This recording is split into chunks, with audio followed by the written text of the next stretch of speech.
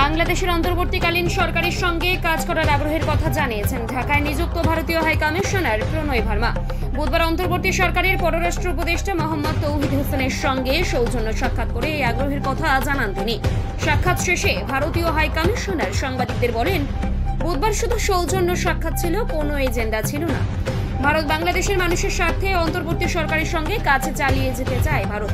তবে ভারতে অবস্থানরত বাংলাদেশের সাবেক প্রধানমন্ত্রী শেখ হাসিনা প্রসঙ্গে তিনি কোনো মন্তব্য করেননি। প্রধান উপদেষ্টা ডক্টর মোহাম্মদ ইউনূসকে তার নতুন দায়িত্ব গ্রহণের শুভেচ্ছা জানানোর জন্য ভারত সরকার ও দেশটির প্রধানমন্ত্রী নরেন্দ্র মোদীকে ধন্যবাদ জানান পররাষ্ট্র উপদেষ্টা তৌহিদ Hossain.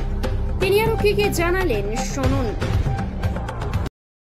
Conveyed our willingness to closely work with the new government to fulfill the shared aspirations of our people for peace, security and development.